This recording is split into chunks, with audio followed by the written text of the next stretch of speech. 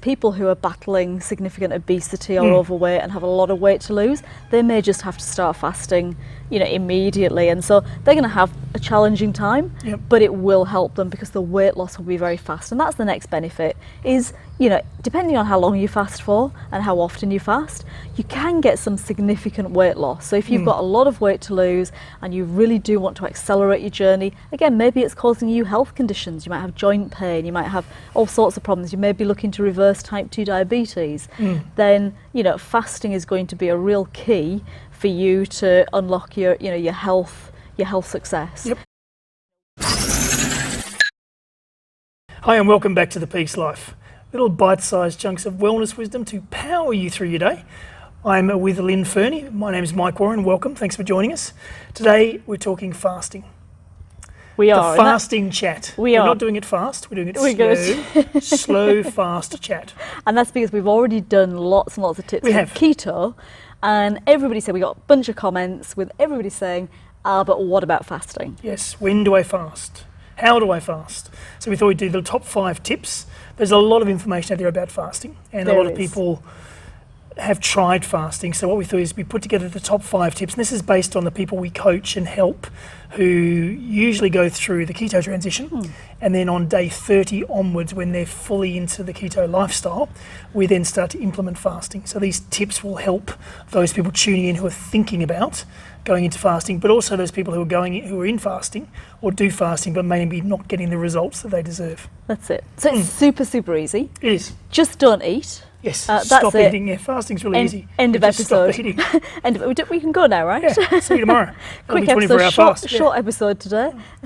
We'll check in later. Now, is there some benefits to fasting? And there are lots of benefits to fasting, and to be honest, we could do a whole episode. We could probably do 5 episodes on the benefits, and we probably have. We probably have. That if you're not already fasting, there are lots and lots of benefits, and I'm going to start with a couple that perhaps you haven't heard with. Yes. Because lots, and I will go through them all, but you've heard lots and lots of benefits. First one I'm going to start with is it's a great way to break your snacking habit. Yes, if you're a snacker and can't survive more than a few hours without taking a bite of something, be it keto, but it's fasting is going to stop all that. It is. Dead in its tracks. And it's probably what's going to make it really hard, because if you are used to eating every few hours, and whether you're a grazer, you're always snacking, there's candies and lollies and biscuits and cakes around at the office, and you tend to, dip your hand in the biscuit barrel every time you walk past it. Or whether you're just one of the people who has always been told eat 5 to 6 times a day because that's going to boost your metabolism. It doesn't, but it's what you were told for many years. So maybe you are used to eating frequently and you don't know how to break that. Or you just have that habit of, eating frequently. Yes, when you get bored or you stop moving or you stop doing something, you start looking for food.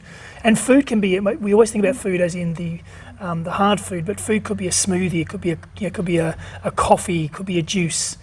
It could be something that's in liquid form. It's still a snack. It often has more calories and more stuff in it than just a simple piece of food. Exactly. So so fasting certainly stops the snacking desire and will retrain your appetite over time. It will. So it's really, really great for that. So I think that's one of the big benefits that often gets overlooked, and it does help to shift your palate, because what's going to happen is you are going to go into ketosis. So if you're not already in ketosis, or you're one of those people who you've got that keto transition symptom where you're dipping in and out of ketosis, but you're not getting sustained results, you're not getting sustainably in ketosis.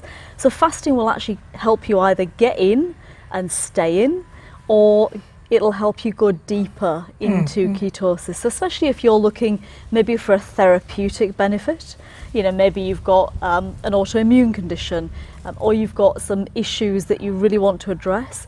Fasting, giving you the deeper levels of ketosis, is going to help you with any of those issues.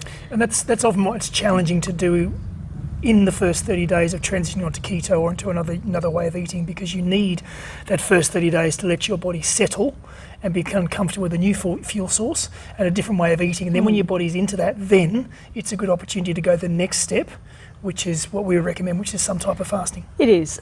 Although, what I will say is people who are battling significant obesity or overweight and have a lot of weight to lose, they may just have to start fasting, immediately, and so they're going to have a challenging time, Yep. but it will help them because the weight loss will be very fast. And that's the next benefit is, depending on how long you fast for and how often you fast, you can get some significant weight loss. So if you've got a lot of weight to lose and you really do want to accelerate your journey, again, maybe it's causing you health conditions. You might have joint pain, you might have all sorts of problems. You may be looking to reverse type 2 diabetes.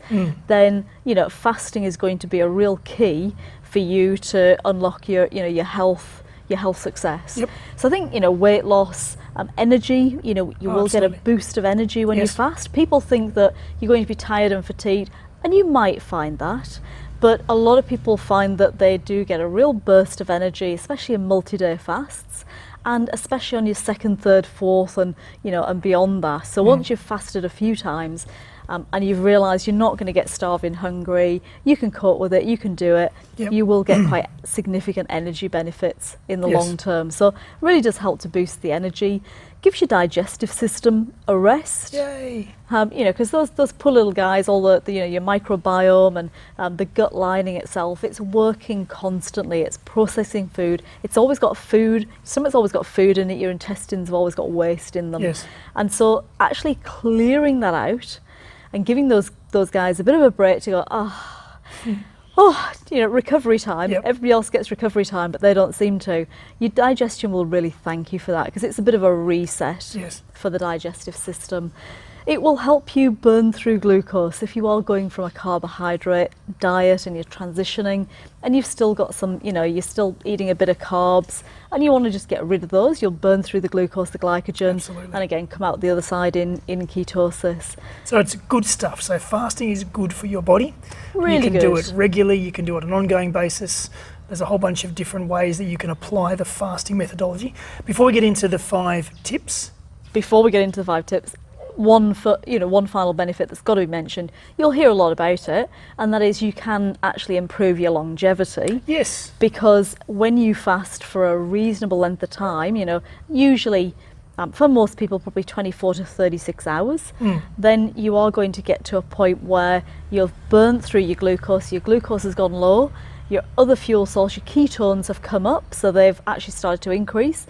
That you've had a crossover, you've got to the point of being in ketosis, your ketones are dominant, your glucose keeps dropping, your ketones keep coming up, and you reach a point we call autophagy. Yes. And in autophagy, basically that's when we get cell renewal. So all of those half cells, the partial cells, the diseased cells, cells that are aging not cells. needed, the aging cells, all of those, yes, they are cleaned out. When we hit that point, they're cleaned out, and that basically makes way for the new cells to come up. It's a bit like, when you burn off the old crop, you've Yep. harvested and you burn the crop, what's left, and then that allows the green shoots to come through. It's a bit like what autophagy does. It cleans out all the rubbish and it allows those new cells to come up and take the place of the damaged cells. So when you finish the fast, you'll be 5 years younger. Absolutely, and you'll look Skin's it. beautiful, and all those benefits of Happens fasting, every time. the longevity. Cool. So different types of fasting, just so we can put some context around this. Just maybe give a high level of the different types of fasting, what they're called, how to explain them, then we'll get into the tips around how to apply them. Yeah, so really quick overview. So the first one is intermittent fasting. And that's simply where we're talking about having a longer period of time between your meals than you might otherwise. Yep. So if you normally have, say, 3 meals a day, and you're having, perhaps a 7 o'clock breakfast, a 12 o'clock lunch, and a 6 p.m. Evening meal, what we're talking about there is just extending one of those 3 periods. So perhaps, you have your evening meal at 6 o'clock, and maybe you don't eat your breakfast, and you go through till lunch. So you've gone from 6 p.m. through till 12 o'clock, and then you eat in that 12 till 6 period. So that's time restricted eating or intermittent fasting. Safe to do every single day. That gives your digestion a rest every day. You're probably not going to get to to autophagy. You will be in ketosis, but you won't get to the point where you're getting the cellular renewal. You won't get the therapeutic levels of ketones, but you'll certainly get a day-to-day benefit, energy, weight loss, blood sugar, and all of those things. Yep. So That's where we hear that term 18-6, isn't it? 80, so it could be, it could be something like an 18-6, or Yes. sorry, 16-8 you mean? That's what I mean. 16-8. Yes, I knew I meant something. 16-8. Otherwise, a lot more hours in your day than mine. Yes. Yes. It's a good point. As I have longer days, I feel like I have 26-hour days.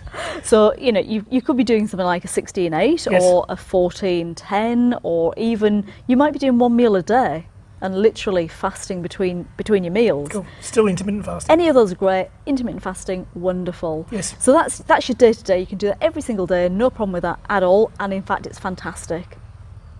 Next one would be then to go for like a 24-hour fast. You're just pushing it a little bit longer. So instead of eating that evening meal, you might just go a bit later, or even a 36-hour fast where you perhaps eat an evening meal, go right through the next day, skip the breakfast, lunch and dinner the next day, and wait till breakfast on the second day to eat. After you sleep. Yep. So then you've had 2 sleeps, and 36 hours, you're going to get a bit more benefit. And then you've got extended fasts. So extended fasts where you might go 4 or 5 days or even longer. Now, the amount of time you fast is totally up to you. How hard do you find it? What's your goals? Is your goal a health benefit? Is it just a bit of maintenance? Have you got a lot of weight to lose? Are you battling a disease or an illness? You've got to pick your duration. Nobody can tell you. We're all different. Yes. And we're all at different stages of our life. We're all at, for women, you're at different stages of your cycle. All these things need to be factored in. And if you're only starting, I would suggest start slow. Do the intermittent fasting, then try a 24-hour fast, maybe a 36-hour, and then really consider whether you need to go further, because you may just get all the benefits you need in 36 hours. Yes. And if going beyond that is hard and starts to become difficult, there's probably no point going further. But if you want to and you're feeling good, by all means, go for it. There's nothing wrong with doing a longer fast. So that's the type of fast based on duration. That's it. And then there's different types based on what you actually do during the fast. That's it. And there's a lot of conversation around what can I eat, what can't I eat, what can I drink, what can't I drink. Very, very simple. And again, we're just going to keep it really simple and practical. First type of fast is a dry fast. That means you eat and drink nothing. We don't recommend it, and we don't recommend it because a lot of people get dehydrated, and they do suffer with that one. And it's a very extreme type of fast.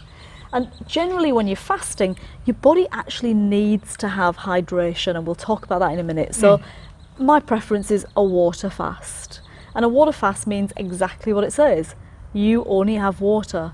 So you may have perhaps coffee and black tea, so no milk or anything added to your coffee, black tea, black coffee.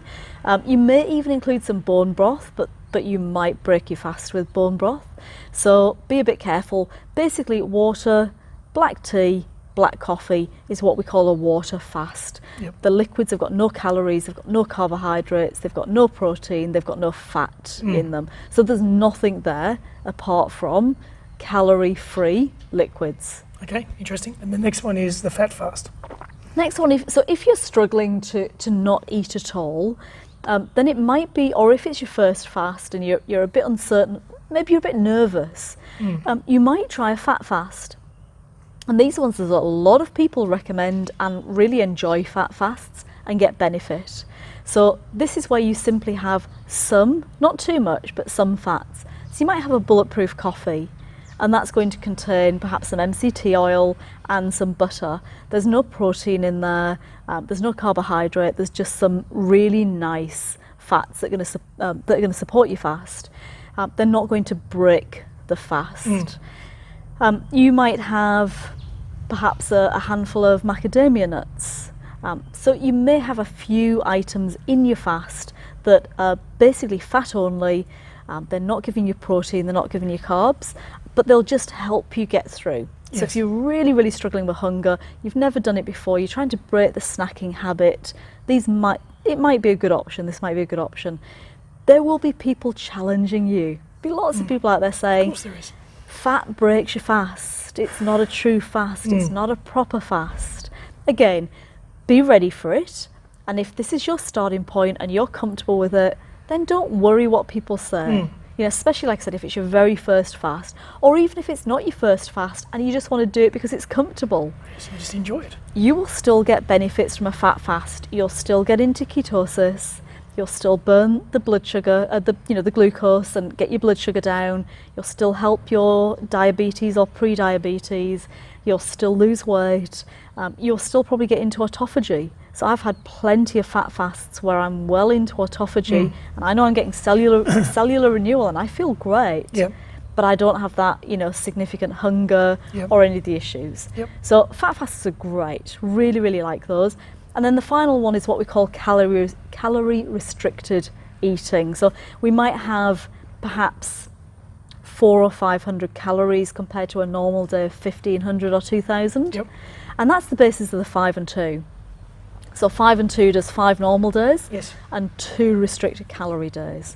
So all we're doing there is we're basically really limiting the amount of food that we're giving the body. We're doing that in certain ratios, and that was a concept that's made popular a couple of years ago. So look, if you want to try it, we don't recommend it because we don't think that you get the full benefits of fasting, because you're still having protein and you're still potentially including some carbohydrates in there.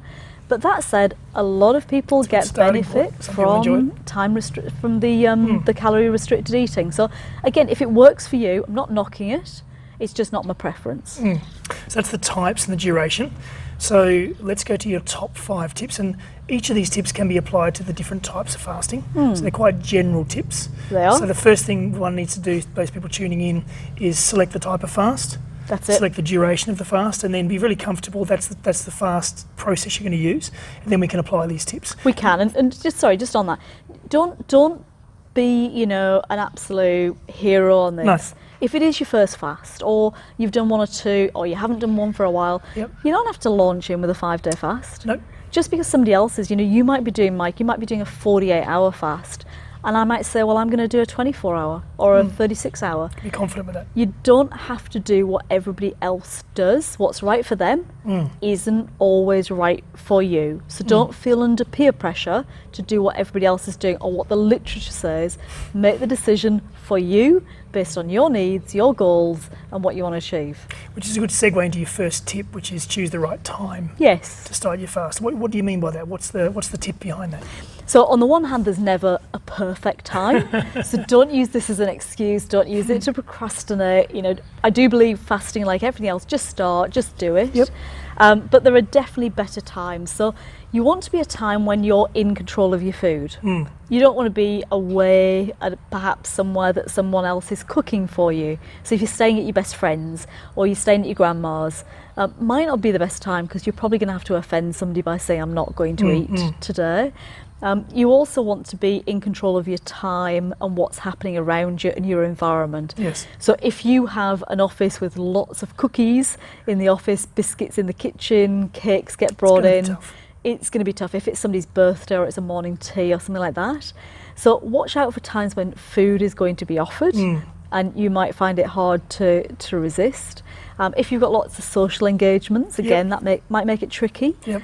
And if you've got, for example, a really busy weekend, or you've got an important meeting, Yes, all those things. or You you've just got don't an need the extra exam. pressure, do you? You don't need the extra pressure, and you don't know how it's going to make you feel. Yes. So unless you're absolutely confident that you're going to be pinging during your fast, I wouldn't do things like exams, public speaking, anything where low blood sugar could cause you a problem. So find a time when you're likely to be able to have a bit of rest, do the things that you want to do. This is a good time for you. You're not going to be cooking. Yep. You're not going to be cleaning up after the food.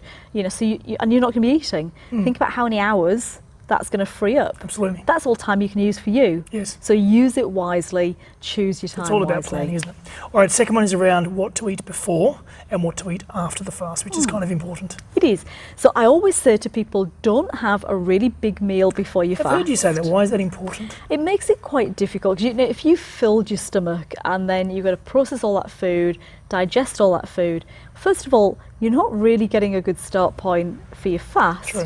Because your body's going to take 3, 4, 5 hours to do all the digesting. Yes. So then you better add 5 hours onto your fast at the end. You haven't really got to your starting line. Potentially, you may have had a lot of protein or even carbohydrate. Your body's going to have to burn through those. Yes. So it's a lot better to perhaps, people think, I better fuel up. Feed up. Fuel up, Feast. fuel up, feast.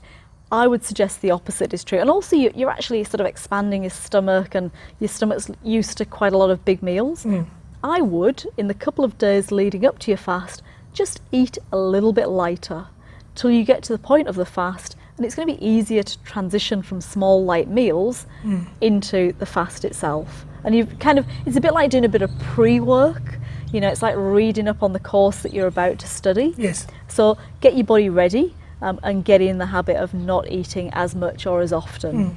And then when you come to breaking your fast, a couple of really simple rules. Again, don't have an enormous meal. The temptation is that Waiting you're for the finishing line with a feast. starving. And I remember when I was in my teens, you know, way back in my teens, when I did a sponsored fast for the first time. I think I was 13 or 14. And it was like 24 hours. I'd never gone for 24 hours without being sick. And it was a 24-hour fast, got the sponsorship, and it was for a charity. And off I went, and it's really good. And it was actually quite easy. And I got to I fasted from breakfast to breakfast. And I got to breakfast, and it was my favourite meal of the day. And my mum used to cook the most amazing breakfasts. And I remember saying to her, I'm really hungry now, and I want extra eggs and extra bacon, extra sausages. Did this huge breakfast.